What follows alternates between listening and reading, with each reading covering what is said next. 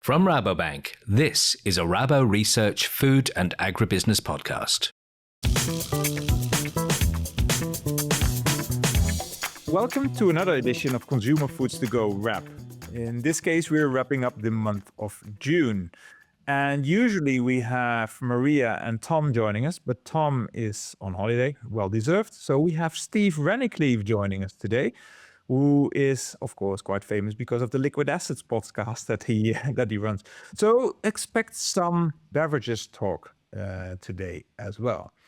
As you know, we follow a restaurant script. We have the hello and welcome, which is this part. Then we move to the menu, the specials, made to order, and the bill. So let's start with the menu. And the menu always talks. We always talk about the things that are most newsworthy, most interesting to the three of us in the month of June. So Maria, let me kick off with you. What did you see, read, listen to that you would like to share with the audience today? Hello, Cyrille, and hello, Steve. Nice to have you here today. Not really new, but I saw it coming again with a fun example, is fiber. Fiber consumption, the gap that there is between the fiber need, and what we are actually as consumers eating. Yep. I read an article that said that roughly only 5% of the Americans eat enough fiber. Okay. And the gap between what they eat and they should be eating is around 50 to 70%. So with by far not enough fiber. Next to it, I also read another piece that drew my attention in relation to that. This was a survey done by Lumina at the end of last year. And the title of this slide was The Say to Do Gap, because they were asking people what means healthy food to you.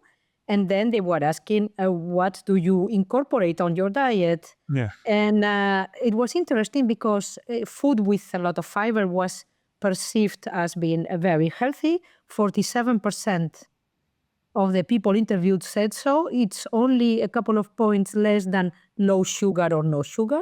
Yeah. But the difference between that and how do you incorporate that on your diet, it was around 42%. So at least 5 points difference, which in this survey was quite high because of people, of course, typically people that are aware of something act upon. Yes. And I was thinking about that and putting these two things together. So clearly we eat not enough fiber as consumers, definitely not in the Western world. B, we are aware of it, very high awareness rate. Yeah. But we don't act upon. And one of the reasons, then I started digging and Googling like a good analyst, is that it's quite difficult in a normal diet to eat enough fiber. Because we all know that it's fruit, it's vegetables, it's grains, it's bread, but the percentage of fiber incorporated in each one of those is not that high, even in the food that we think is high. So to reach the 25 grams minimum for a woman and over 30 for men is not that easy. Okay. And it's even less easy, more difficult, when we think about today's lifestyle. Yes. Because we eat on the go, we rush, so we don't eat twice a day a big plate of warm vegetables and so on. We need packaged food, convenience food, drinks to help us to reach there. And I found a nice example, also special for... I know what's coming. You know what's coming. It's a British, actually, low and no alcohol beer producer called Brullo, or Brullo, I don't know exactly how they pronounce it, that have launched the world's first high fiber beer to the market. So that's a space that it is interesting. It's a product that, yes, always has some fiber, but obviously very little. And this one claims it brings 5 grams of soluble fiber per can of beer. Was this alcohol-free or low alcohol, or was it just also regular beer? No, this one is low alcohol. It's 0.5% alcohol. Okay. And low calories. Because getting drunk and being healthy at the same time would be really interesting, but that doesn't apply then in this particular case. It would be hard. It would be hard to have that qualified as a healthy beer, right? Yeah. That would be a sweet spot for many, but no, I'm afraid you would need to drink quite, in particular with your length, Cyrille, quite a lot of this Brülo 0.5% beer to get drunk on it. So it is low alcohol, low calories, and 5 grams of beer. Yeah. I think you hit on a very important trend, by the way. And in January or February, we talked about fiber maxing, which was something the influencers actually might have gotten right. Because it was a big trend towards the end of last year on TikTok and other social media platforms to promote the consumption of fiber. Perhaps they went slightly overboard even in how much they believed you should consume. But it is an important one. And you do see this in food products now appearing, right? With it used to be so much protein, and now there's more claims regarding fiber now happening, which is really interesting. It's true. You see a lot of claims around fiber, but you still see the consumer push. And this is the new dietary guidelines in the U.S. anyway. I don't know what it's like in Europe, but consumers seem obsessed. They continue to be obsessed with getting more and more protein. If you look at what the science community says, you can almost go overboard on protein, and we are far short on fiber, as you point out. I think this is the biggest discrepancy. I think we've got the dietary guidelines, as my understanding, should have much higher priority on the fiber issue. And the other thing that a lot of doctors will talk about is the variety of fiber, right? The variety of sources, and in terms of your microbiome health, et cetera, gut health, it's fiber, and it's the variety of fiber sources of fibers that you get. You need minimum soluble and non-soluble fibers. Yeah. But statistically, we are low on both.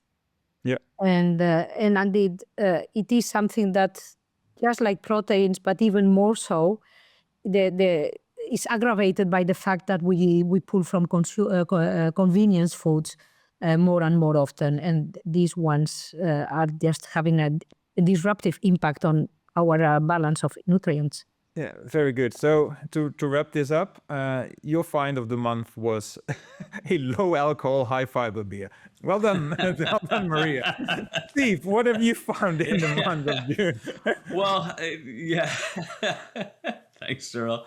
Yeah, I guess, for me, the story that caught my attention, it'll seem like a nothing burger. It'll seem like, hey, this really isn't all that important, but it's part of a bigger story. RNDC, Republic National Distributing Company, announced that they are closing operations in Illinois, which, okay, so what? But this is part of a process that started a year ago in June, where RNDC, which was one of the second largest wine and spirits wholesaler in the U.S., closed operations in California. They decided to exit California after years of trying to expand their geography. This company has almost completely unraveled, and the closing of their operations in Illinois is kind of one of the final chapters. After exiting California, they had to sell off a huge chunk, something like 10 markets to Race. They sold 17 to Martinetti, a couple to... This is a company that had operations in 30 some odd states, and now it's kind of down to bare bones. I think they're left with Georgia. This was the second largest wine and spirits wholesaler in the U.S., a powerful company, and it has completely unwound. And this has been one of the most disruptive processes that I've seen in the wine and spirits industry in the U.S. over the 20 years that I've been covering it, because it has forced everyone to rethink their route to market. And it has meant that we thought, with the 3-tier system laws that you have right here in the US, where if you sell alcohol, you are obliged to go through a wholesaler. This is something, you don't have in Europe. These were really powerful companies. They are really powerful companies. They have a really strong role in the market. Everyone always thought they were untouchable. Now we've seen these unravel, and it's forced a complete rethink and route to market for a lot of brand owners. So we'll get to the rethink later during this Yeah, podcast. It's a bit of a exactly. cliffhanger. But can you, in 1 minute, explain why it has unraveled? Yeah. So basically, the two big wholesalers were in a race to expand their geographic footprint, to offer a lot of brand owners this national footprint where they could be a one-stop shop, complete access to the US. And in part of that, they made an acquisition that closed in November of 2022, and that's important. They acquired the Young's Market wholesaler in California. They bought that at a time when consumption was at its highest, so it was a really high valuation, Yep. and interest rates were low, and they had all the major suppliers. In the space of a year or two, the consumption starts to decline, falls off a cliff, so the revenues start going down, interest rates go up. They started losing a supplier, and then with that, suppliers started losing confidence. They ended up having to pull out of California, and that was a huge disruption, and suppliers lost confidence. They started pulling out, and once you start going down that hole, you start unraveling, and it created a vicious cycle where suppliers lost faith. They pulled out. They were left with higher costs and lower revenues. And as they did that, they were forced to try to keep their suppliers by offering better and better terms. So they were more expensive contracts to keep. It was just a vicious cycle, and it really came unraveled. And it has been incredible to watch. Well, we'll come back to that. Yeah. Then from my end, in the last 6 months, we talked a lot about geopolitics, and we're recording this on the 24th of June, slated for release early in July. But of course, the ceasefire in Iran and the opening of the Strait of Hormuz, at least to some extent, and perhaps when this is launched, this podcast, to a large extent, is of course disruptive to the food sector again, because of oil prices coming down to, well, currently it's 75.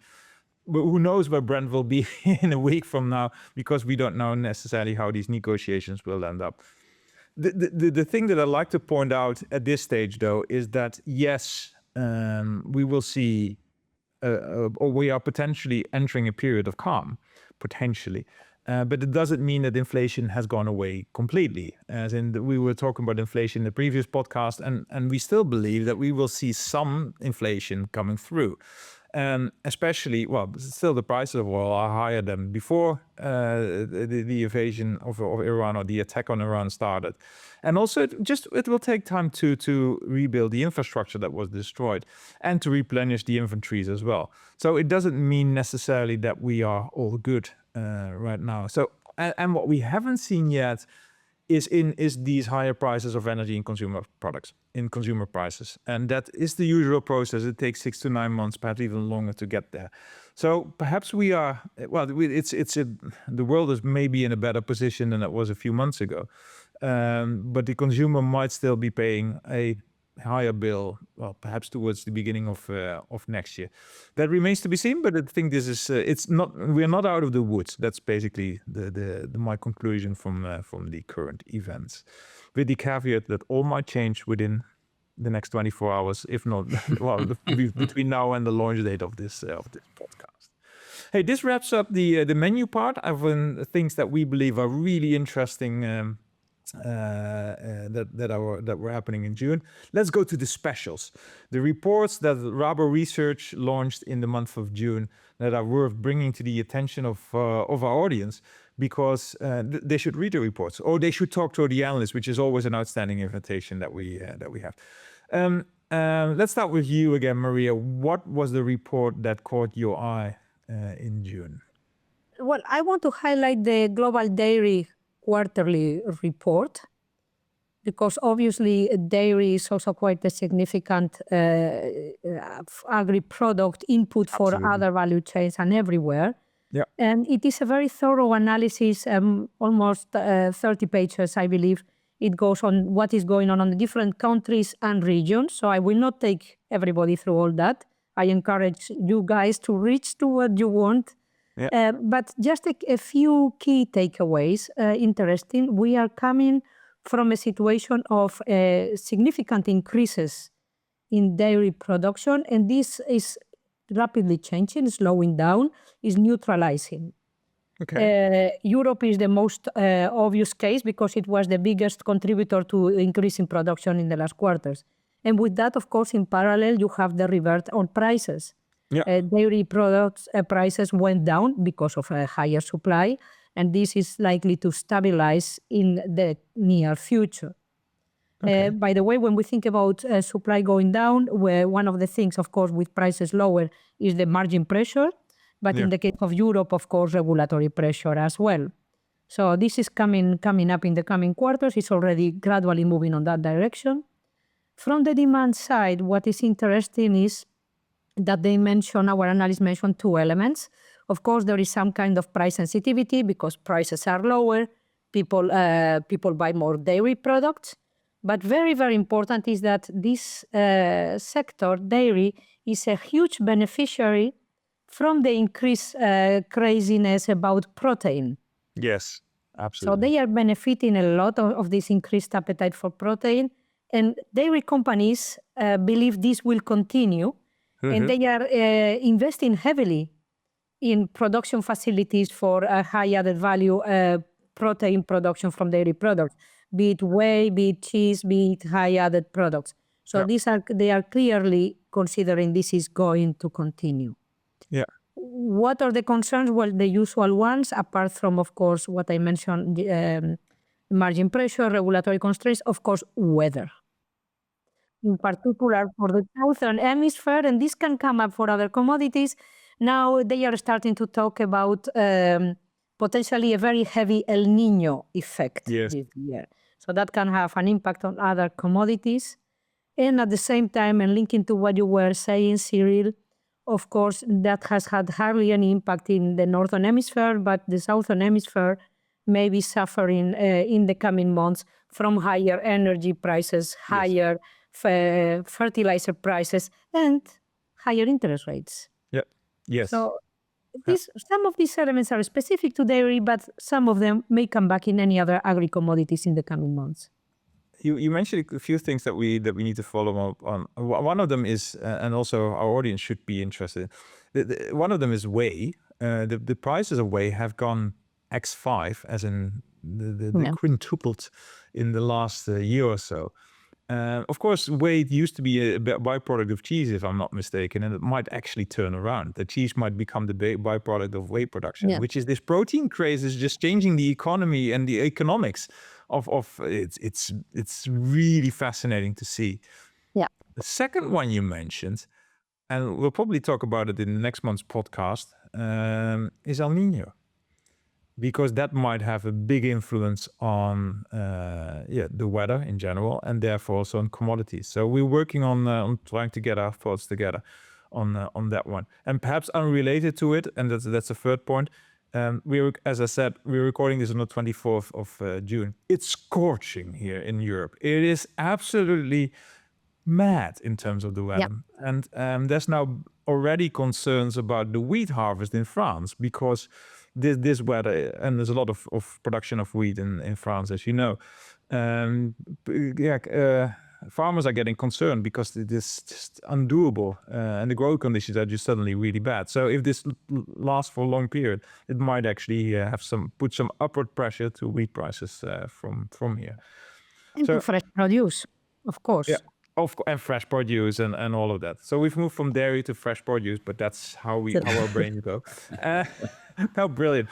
Maybe just a follow-up, just as I think of it, maybe it's just the world that I live in or whatever, but, when I see these massive spikes in demand and the investments that go into it, more and more I'm becoming apprehensive and thinking about what do you do if that demand suddenly goes away. And, this issue of being left with underutilized capacity, investments going in, and then being left with underutilized capacity, man, that has been the story in a lot of this, and a lot of, I think that's across food, certainly in beverages. And how do you mitigate those? How do you mitigate those, at times when you see that demand rising, but But damn if you do, and damn if you don't, right? Because you see this massive opportunity. So can you just say, yeah, let's Yeah. not, because the competitors will and reap the benefits, but you might be right in that there will be, or there might be overcapacity. I have no idea, but in this case, way part. So truly interesting to see how this will play out.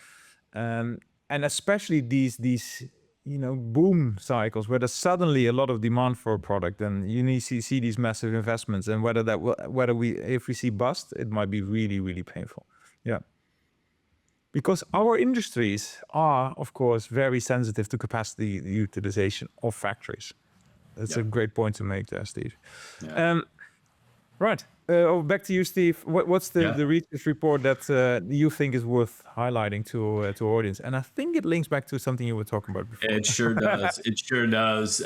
So if you know kind of the beverage team, Burkhard, my colleague Burkhard Nessen wrote a report called the best athlete strategy, and it's basically, it links back to all of the disruption that we talked about with kind of the implosion of RNDC.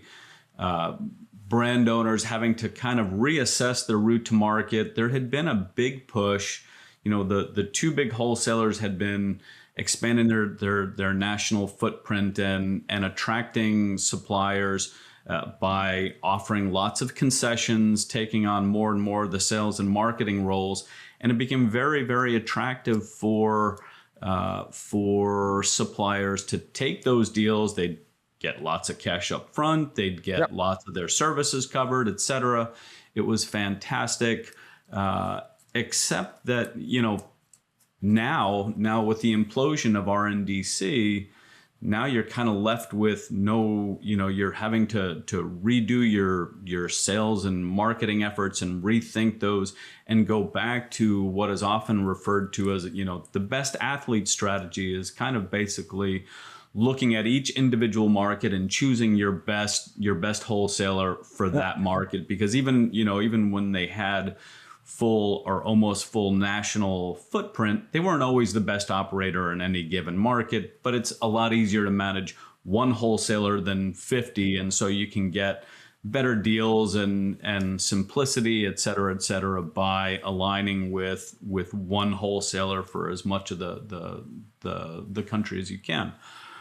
But now everyone's kind of going back to that best athlete strategy of picking your best wholesaler for each individual market, because it gives you some operational flexibility. It gives you some leverage over the wholesaler. Working with a smaller wholesaler means you are a more important piece of their book. And in some cases, it means that you can tap into better opportunities for the whole process that we're going through right now of convergence across beer and spirits with the rise of RTDs. Sometimes your best spirits wholesaler or wine wholesaler is a beer wholesaler, and those two networks have been traditionally very different, and those are converging as consumer tastes are converging. So there's a whole process going on that Burkhard has really tapped into and given light to, that executives are thinking about today of rethinking their route to market. And ultimately the conclusion is, we have to be our own best athlete, right? The brand owner has to be its own best athlete in terms of brand building, because they've kind of outsourced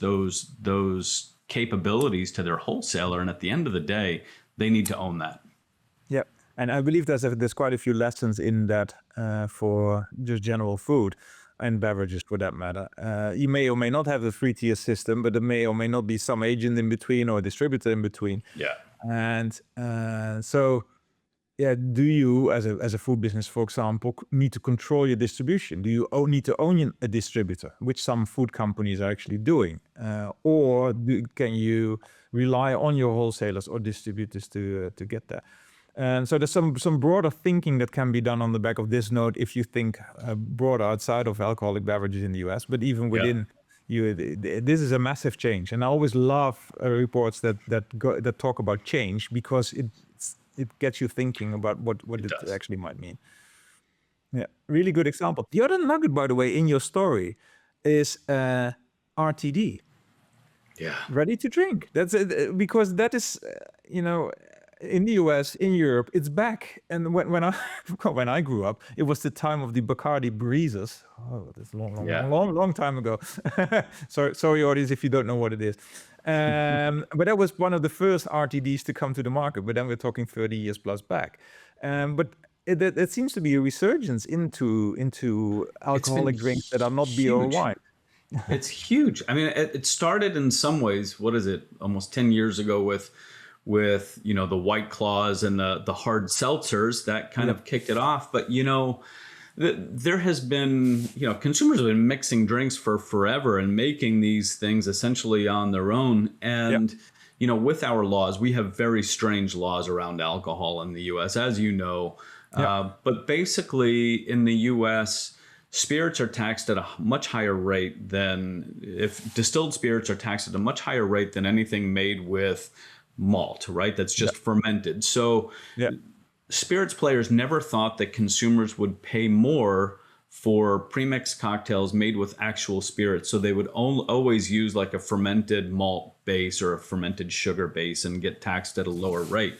Now they've started coming out, competitors, not the big spirits companies, but, smaller competitors have started coming into the market with spirits-based, ready-to-drink cocktails, canned cocktails, and they have just absolutely flown off the shelf and really disrupted the market. That's where all of the growth is in today's market. Core spirits are declining, but RTDs are on fire, growing like 30% a year.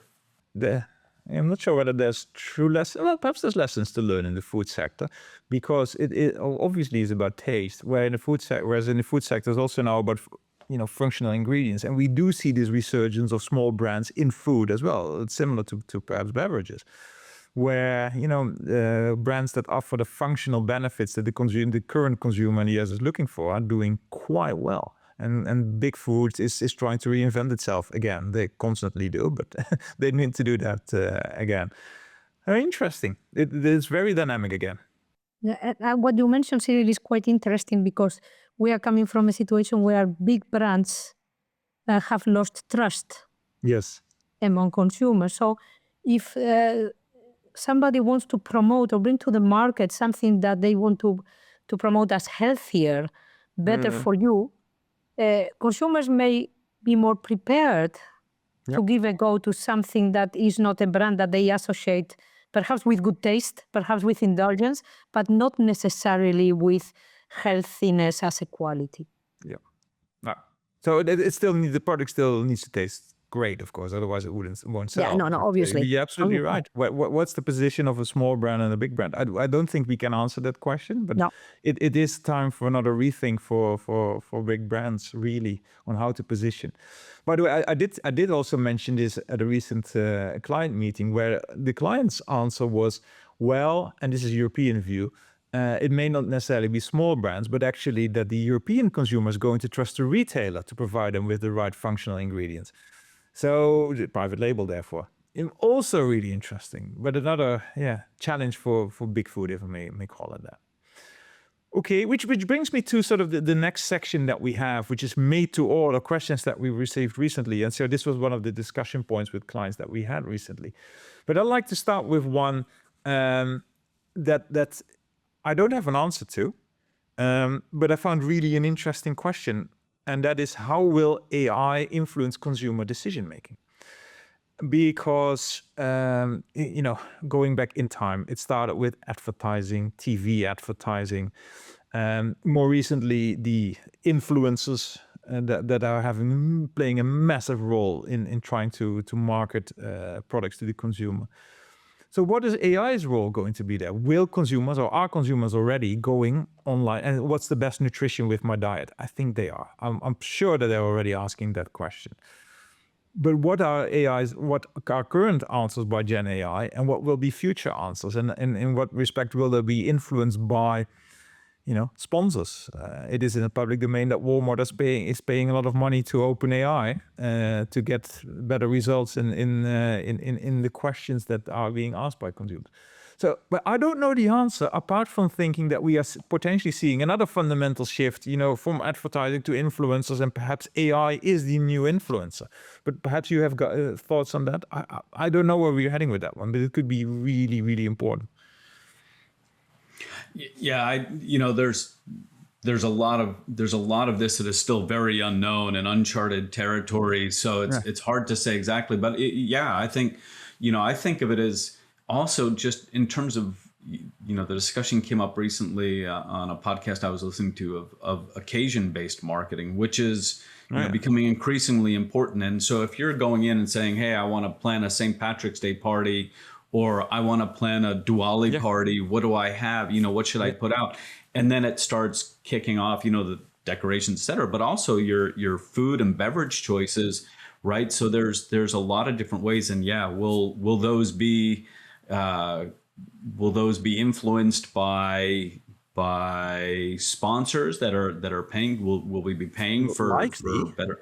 Likely, right? I mean, it seems like a great opportunity for folks to pay and get their brands in front of consumers.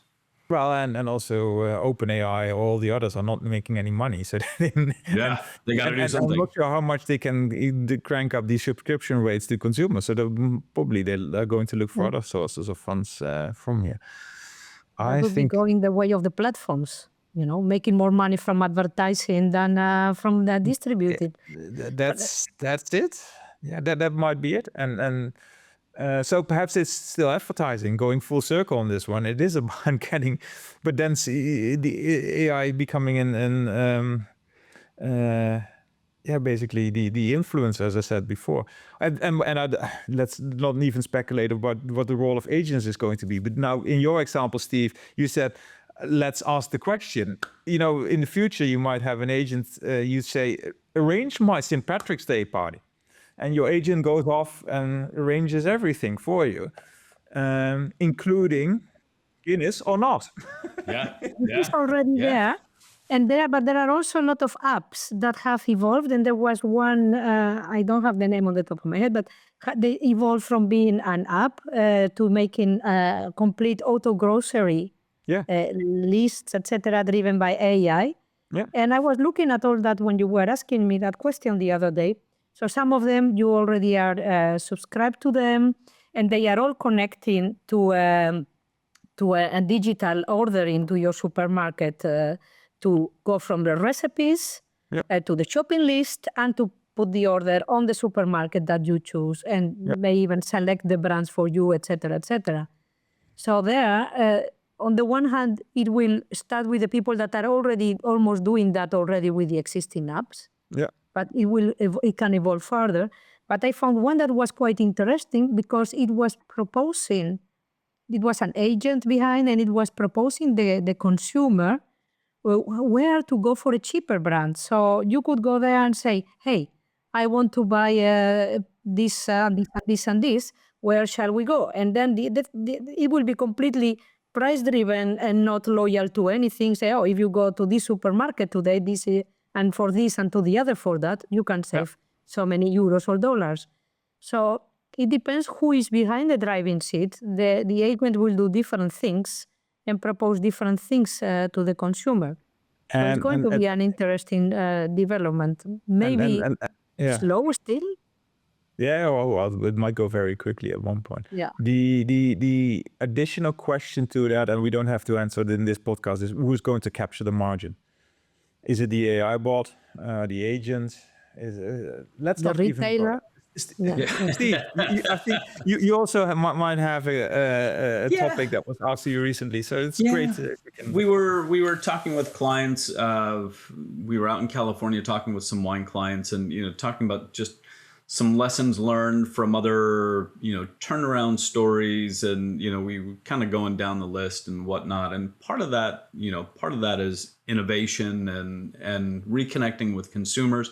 And the question that kind of came up is, how do we, the burning question, I think, really across alcohol, particularly in wine, is, how do we reconnect with younger consumers, right? This is a consumer base that behaves very, very differently in many ways. They socialize differently.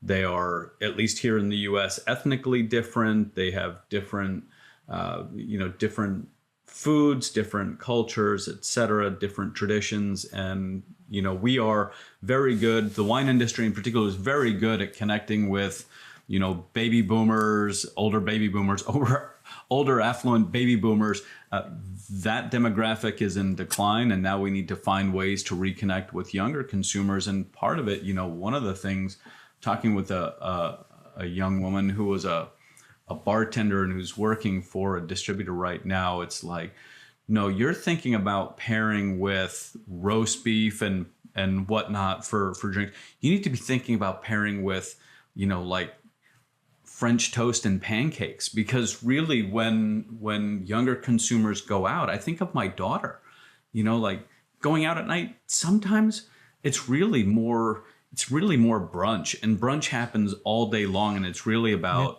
endless mimosas and pairing with breakfast food. Right. And so it's just a very different, we need to find new ways to connect with a consumer that behaves very, very differently and has different, different motivators to consume and different times and whatnot. Yeah.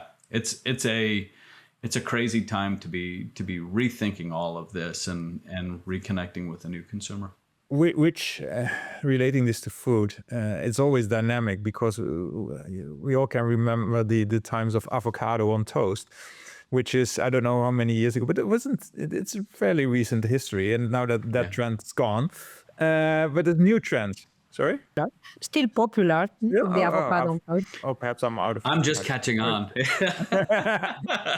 Okay, anyway. Yeah. Okay, boomer. Yeah, but boomer. Yeah, the boomer here is. I should be watching not watching, paying attention to what my kids are doing more closely. I think going to the youth and the new generations, as of course it's a replacement process. Even if we live longer, older people get out and new people come join.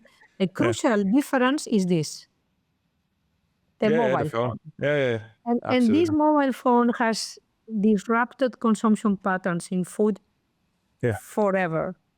And it's not going to come back. One of the elements is when we talk about alcoholic beverages, maybe the youngest, the students are not so conscious yet, but the moment they start working, they are much more aware of the risk of being too drunk and being caught on social media and the like. Yeah.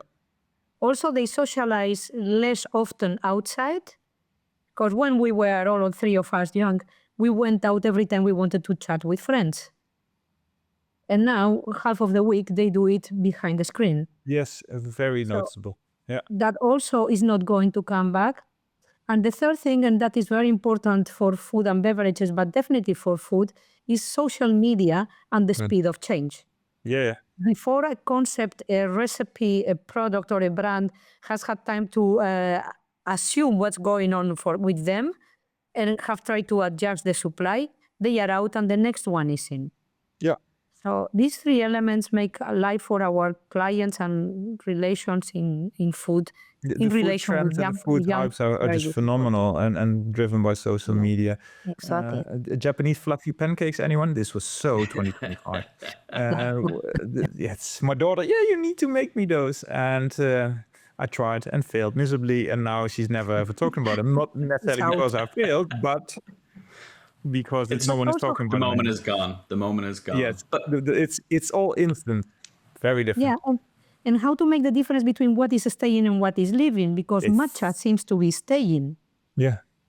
But there are so many things. I remember reading about muffins, bakery shops that are the hottest thing in the UK. They open the third shop, and by the time the third shop is open, everybody has moved out and they go bankrupt and things like that. Yeah. So which goes back to the way story, right? Yeah. Goes back to the way story of, hey, be careful, don't get ahead of your skis on these things. Yeah. But you know what's interesting in all of that? It's true. Smartphones have completely changed the way that we socialize, etc. And there's more of that done.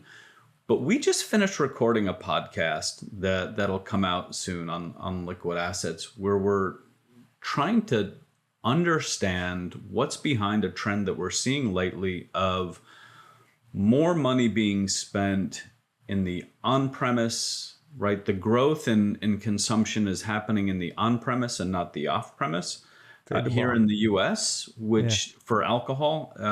And, it's coming at a time when we see some stress on consumer budgets where, we talk about these things, and yet there's this moment where consumers are looking to socialize. It's particularly true among younger consumers who are the most strapped.